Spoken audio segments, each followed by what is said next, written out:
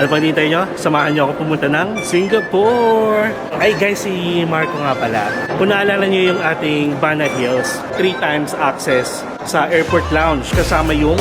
So by the way guys, ready na tayo mag-install ng eSIM. Ang daming tao, masusungit yung mga IO. Ride hailing app, ito yung mga trusted nila guys, yung Grab, Gojek. So this time guys, expect nyo na dalawa yung magiging accommodation natin. Nakakaloka kasi may kumuha ng order ko. Kaya natagalan.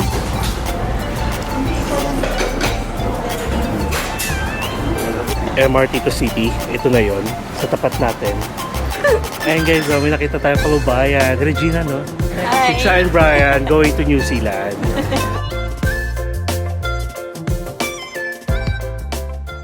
Hello guys, it's me again, Mark Paragas, and welcome back to another travel vlog. Another day, another travel vlog. And guys, for today's video, this is the moment na ito yung magiging first international flight natin this 2026. Kaya, ano pa hinihintay nyo? Samahan nyo ako pumunta ng Singapore! Singa 1, Singa 2, Singa 3, Singapore! Ang corny.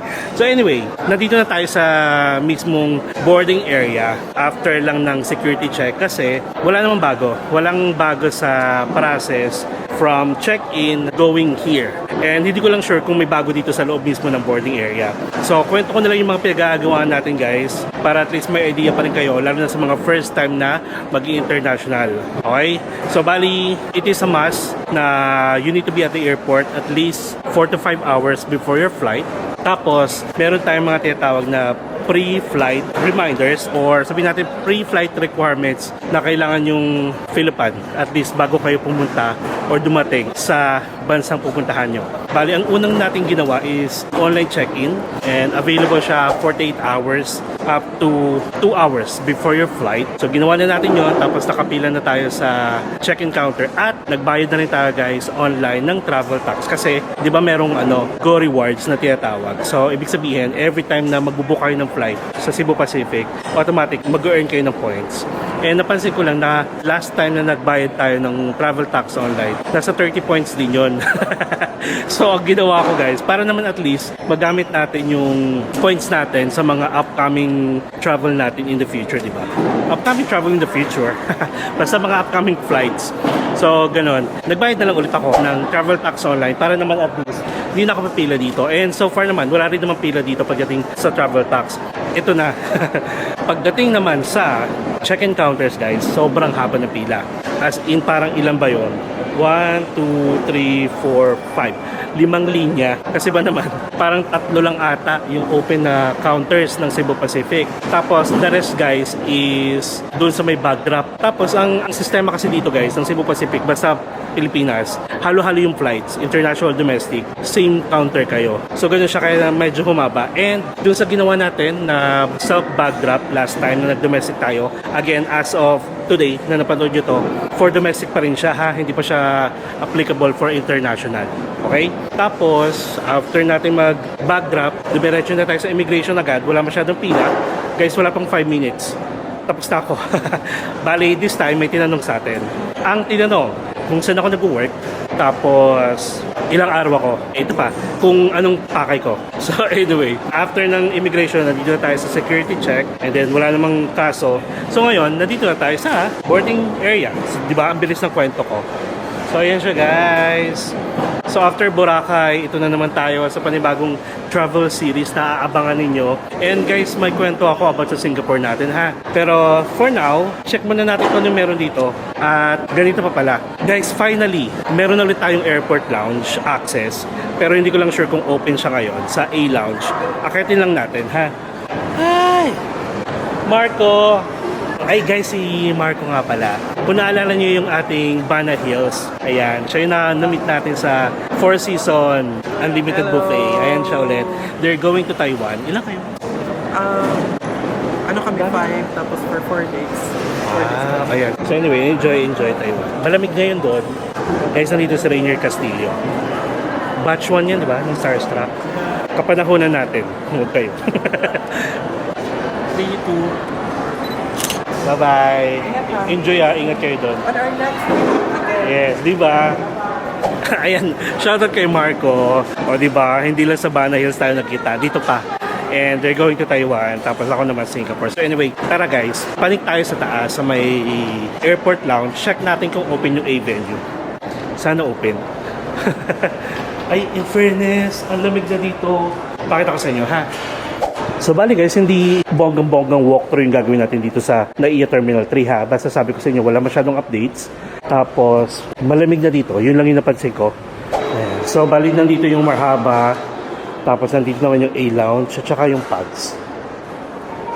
Ang alam ko kasi guys, katulad nun sa dulo, nire-renovate na siya. Tapos yung dating Pugs, nire-renovate pa rin. Oo, sarado yung A-Lounge guys. Ang alam ko kasi nag-o-open ito mga 5 a.m. So anyway, kwento ko lang kung bakit tayo nandito sa A-Lounge. Guys, ito pa rin yung domestic ko.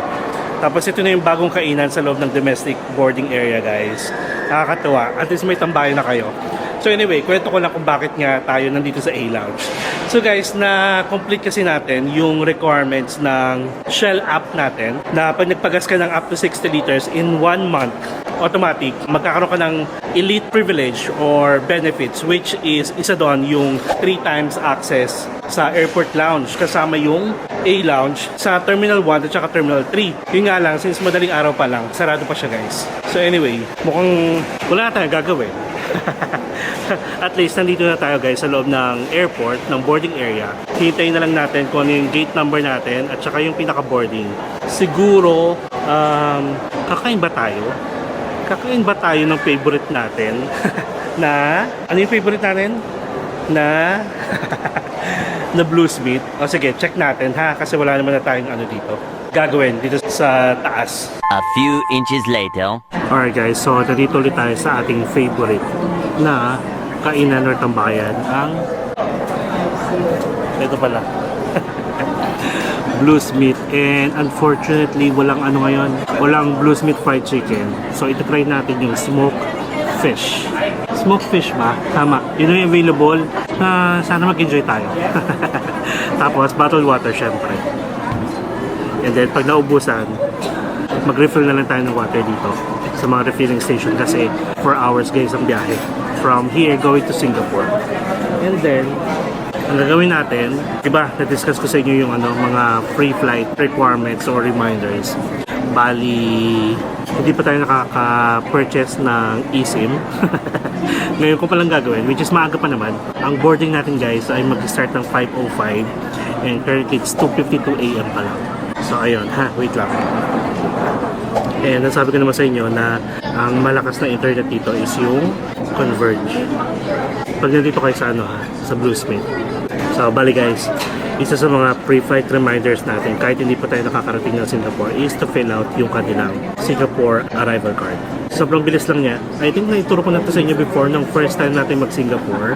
Bigay ko na lang yung link para at least aware kayo na legit yung link na ibibigay natin. Kasi may mga kumakalat guys na ibang link tapos na nagre-require ng credit card information. Walang bayad ang mga arrival card guys kahit saan. Magkaiba naman kasi yung arrival card sa visa, okay? And then kapag punta kayo ng Singapore, you have at least 30 days to stay for free visa na yun. Magpo-purchase lang ako guys ng travel insurance at saka ng eSIM natin na gagamitin natin sa Singapore. And then ngayon pa lang sasabihin ko na tatawid tayo ng KL, okay? Yung kwento ko kung bakit tayo pupunta ng Singapore, kukwento ko na lang siya pagdating natin doon para at least may share din ako sa inyo. So kukuha lang tayo ng travel insurance sa Klook, yung Travel Joy at saka yung eSIM, okay? And then if you are going to book any SIM cards, tour activities, hotels sa Klook, you can use my promo code MarkParagasKlook for instant discount up to 3 times use per app. 12 seconds later. Okay guys, so nandito na yung food natin. Look. Yes.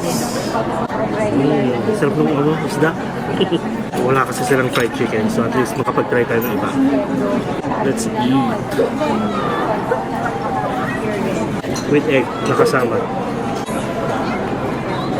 In fairness isang buong isda. Hindi nga lang, wala tayong yung toothbrush natin nandun sa sa check-in baggage natin. Balansa ang hininga natin ito.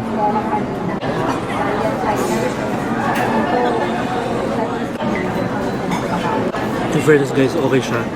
Alam niyo, masarap talaga yung mga ulam na kinakain kapag mainit. At sa maganda dito, may to order. At huwag kayo, boneless.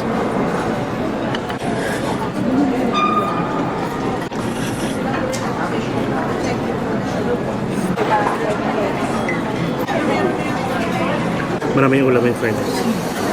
So bali guys, magpa-purchase lang ako ng eSIM.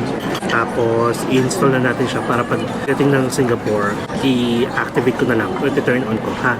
12 seconds later. Alright guys, so naka-purchase na tayo ng eSIM sa Klook. Syempre ginamit ko yung promo code natin, Mark Paragas Klook, at nakapag-discount din tayo. So by the way guys, ready na tayo mag-install ng eSIM using yung mismong Klook app din sa phone niyo. Pero bago nyo gawin yun guys, we need to connect sa Wi-Fi muna ha.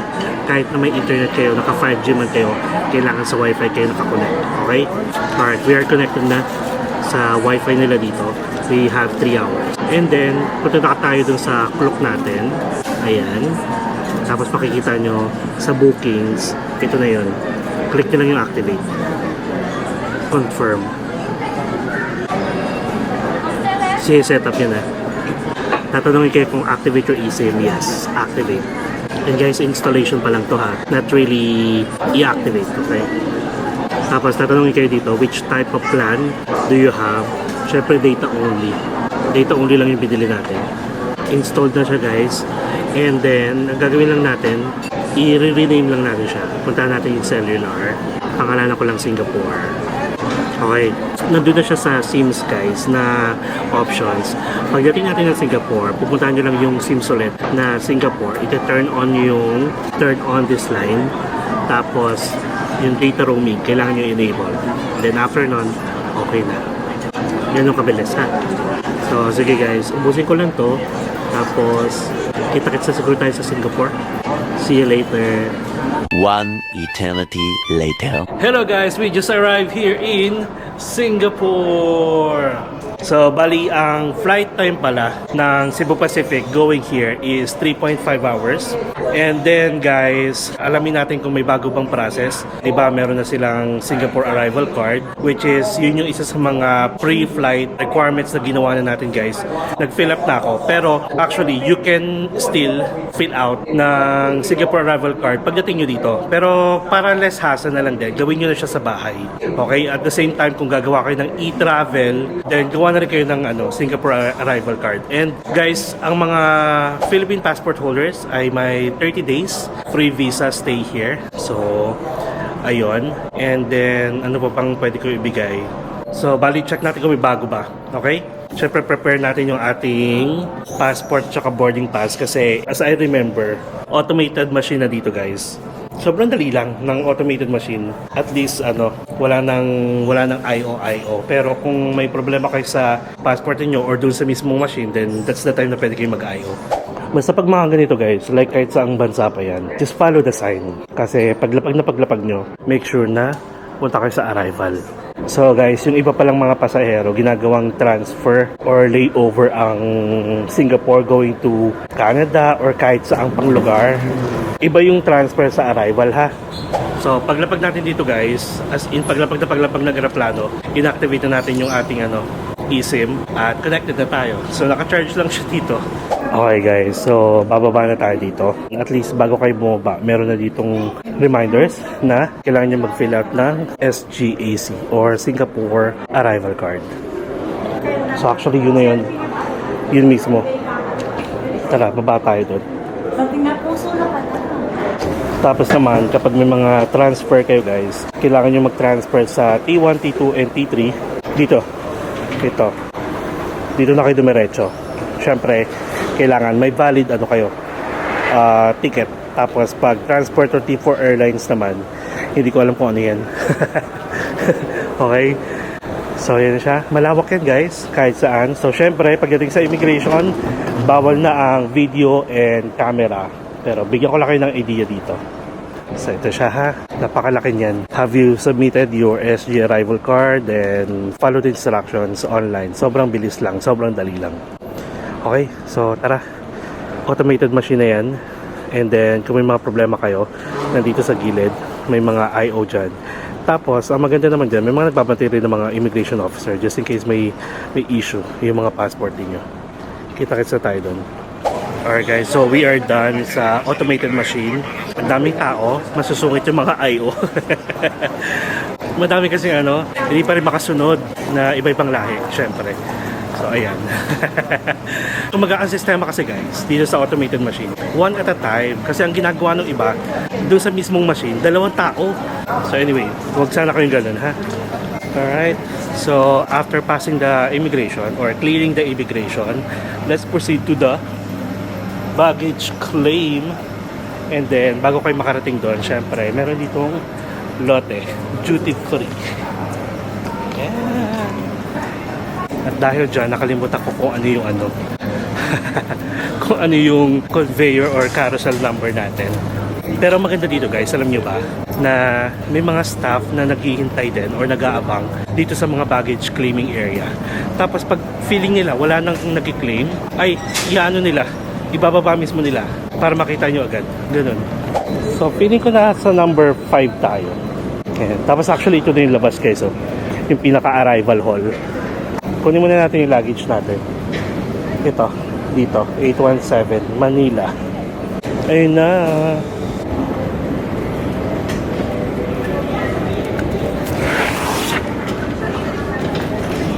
Alright. So we are done guys. We have the luggage. So ano ba yung expect natin dito bago ko tayo lumabas ng arrival area? Meron dito yung custom syempre. And then, merong money changer akong nakikita dito. And actually, alam nyo ba, bala ko sanang hindi mag-withdraw kasi may naiwan pa akong Singapore dollars from last year na punta natin dito. Tapos, dala ko rin yung tira nating dong galing sa Vietnam Vietnamese dong na bala ko rin papalitan na lang sana. Check lang natin. VND. Okay, wait lang ha.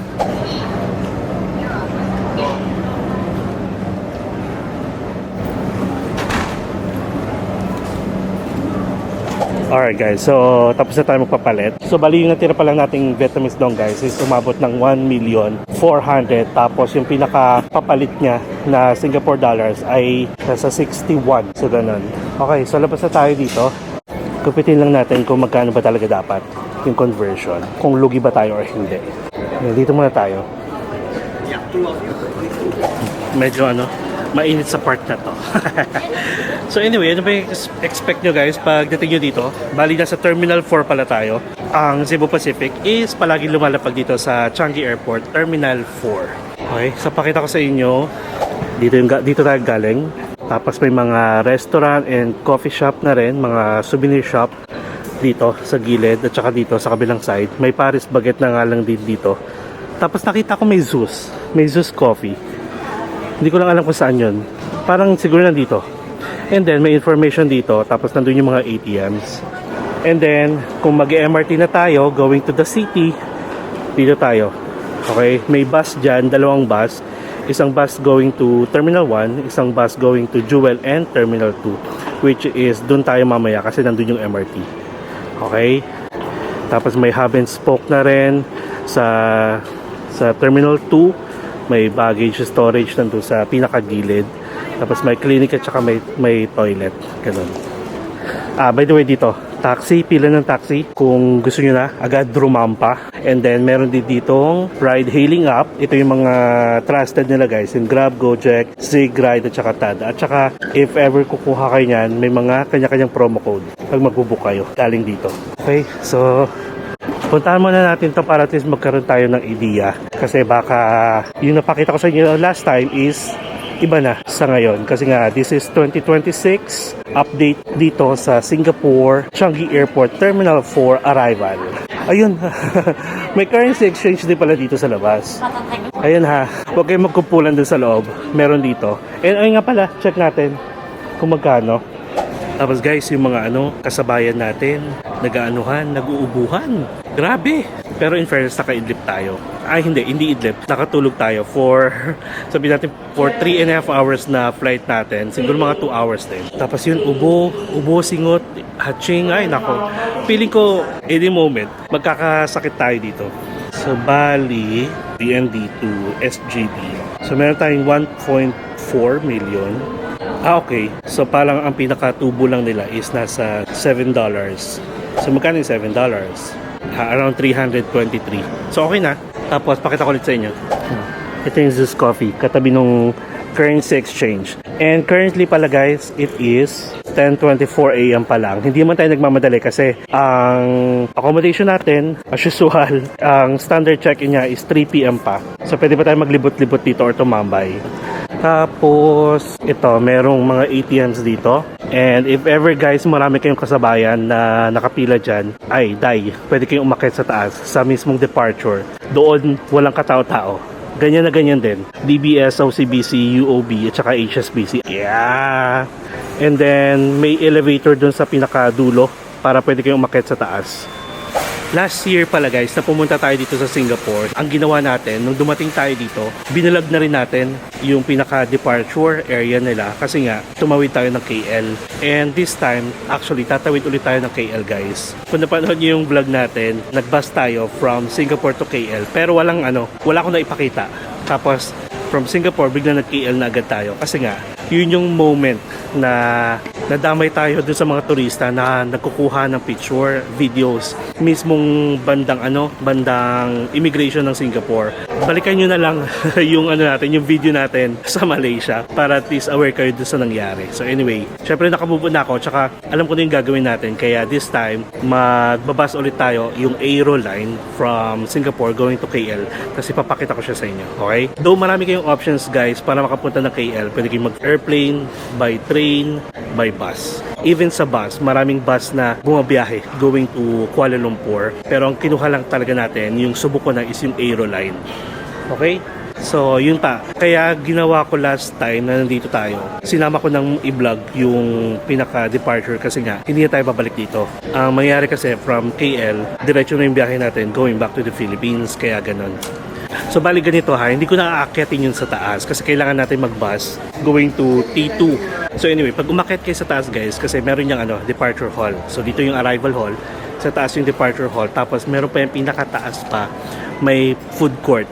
Medyo tagulang siya kung nasa departure hall kayo pa. Pero akyatin nyo yung pinaka-escalator pag may nakita kayo, or take the elevator dun sa pinakadulo, diretso na yun doon, lakarin nyo lang. Ganun ha. Alright guys, so tara, let's go. Kasi ang bala ko talaga, mag-MRT tayo from here going to our accommodation. Kasi last year, ang ginawa natin na Grab tayo. So this time, I will walk you through again kung paano mag-MRT. Tapos, bago tayo sumakay ng MRT, bali, i-end na natin tong vlog para different vlog na yung from Singapore to our accommodation. So this time guys, expect nyo na dalawa yung magiging accommodation natin. Yung isa is sa ST Signature Chinatown, and then yung second accommodation natin will be at the Beat 1932, which is magkalapit lang siya, don't worry. Nag-iisip kasi ako ng ng affordable kasi di ba palagi tayong nag-Accor Hotels, tapos ang Accor Hotels natin guys, parang ang biyahe natin madalas going to, sabihin natin yung Harbourfront sa Vivo City, umaabot ng 1 hour. Sabi ko, why not pumunta tayo sa isang accommodation or magstay tayo sa isang accommodation na malapit sa MRT, malapit sa mga bus, at malapit na rin din sa mga pinaka-attraction dito sa Singapore. Kaya ayun, expect nyo. Ano pa ba? Pwede ko ipakita sa inyo dito para pwede na tayo magpaalam, at next vlog na natin yung biyahe natin going to MRT. Actually maaga pa nga Oo nga, maaga pa. Kain muna kaya tayo.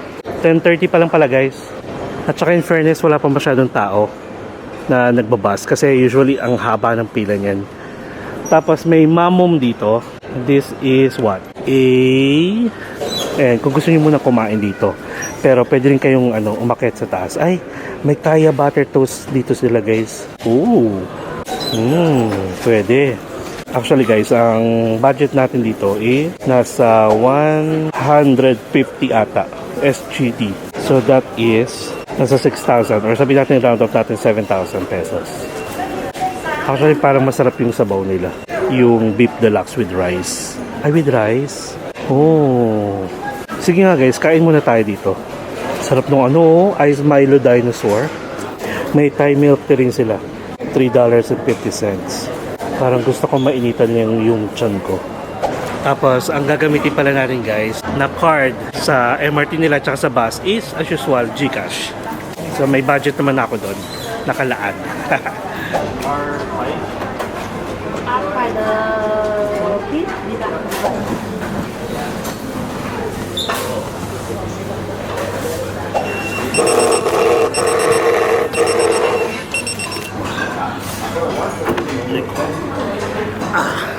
So, meron siyang beef slice, brisket, may tendon at saka beef ball. Tapos may kasama siyang rice. And then, Milo Dinosaur. Nakakamiss din yung lasa ng Milo.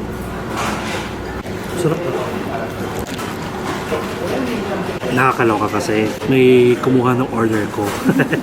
Kaya natagalan. Hindi naman yung order yun. Sana alam mo, di ba? Tapos nung chinek ko, may binibigay sila sa akin na hindi ko naman order. Baka sa kanya yun. Hindi ko lang sure kung Pinoy kasi. Tara, tingnan natin.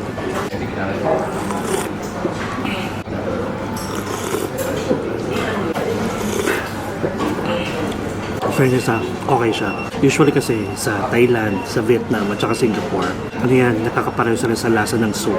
Overall, pareho. Masasarap. Tsaka hindi siya tinipid. Ang dami niyang laman.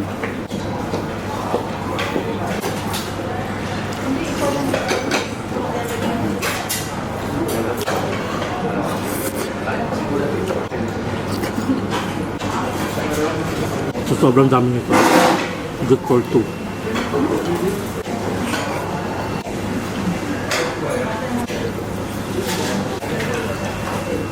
Masarap yung meatball.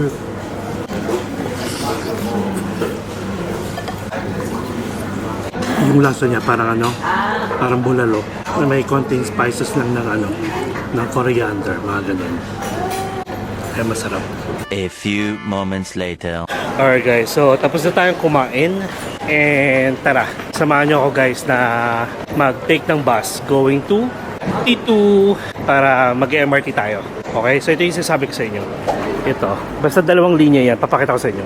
So dito guys, may baggage storage. Kung gusto nyo iwan muna yung mga baggage nyo tapos maglibot-libot kayo kahit saan pa kayo makarating. So, ang small is 11, ang big is 16, ang extra big is 19. Yung mga extra big ito, may mga bike, tapos may medical dito, clinic, and then may toilet, tapos ito na. So ang pila na to is boarding point T1 dito, tapos dito naman is T2. Ayan. So dito tayo pipila. Tapos dito guys, first come first serve. So syempre huwag niyo expect na makakaupo kayo pag marami tao. Tapos at the same time may luggage pa tayo. And then meron naman dito 4 minutes daw yung arrival ng bus to Terminal 2. Kung gusto niyo naman mag gala-gala muna, pwede kayo mag T1 going to Jewel.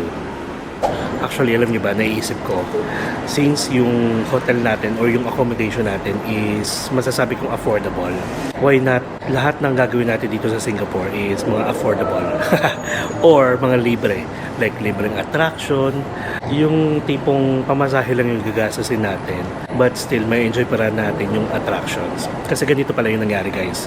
The reason why kung bakit tayo nasa Singapore or magsi-Singapore dapat is meron tayong Disney cruise. Ang nangyari, lahat ng nag-book from December hanggang first week ata ng March 2026 na cancel. Siguro hindi pa ready yung cruise, kaya ang nangyari, minove nila yung magiging first sailing ng Disney Cruise ay mga last week na ng March. Ang sistema, naka-book na tayo ng flight. Yun lang talaga dapat yung gagawin ko. Kaya pupunta ako ng Singapore. Tapos, after the cruise is, pupunta na ako ng KL. Didiretso ako ng Malaysia. Hanggang sa yun na nga, na-cancel. So, actually, wala nga ako nagawang itinerary, to be honest. So, kaya sabi ko, what if baguhin natin yung vlogs natin na hindi na muna tayo mag-Universal Studios, hindi muna tayo yung mga attractions sa Sentosa, kundi doon tayo sa mga libre na pwede nyo ma-enjoy.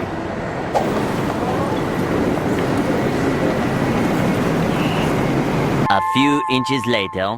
Alright guys, so nandito na tayo sa Terminal 2. And ito yung bus natin. So if ever from Terminal 2, gusto nyo bumalik ng Terminal 4, yan lang din yung sasakyan ninyo. Okay? Lawak din pala niya. Ayan siya guys, so sobrang lawak, diba? At may Paris Baguette din dito.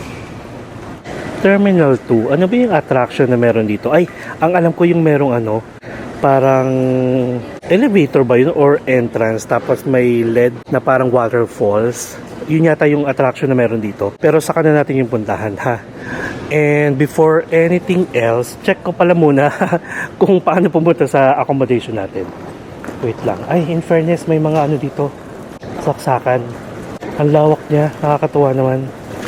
Ano ba expect natin dito? MRT to city. Ito na yon sa tapat natin.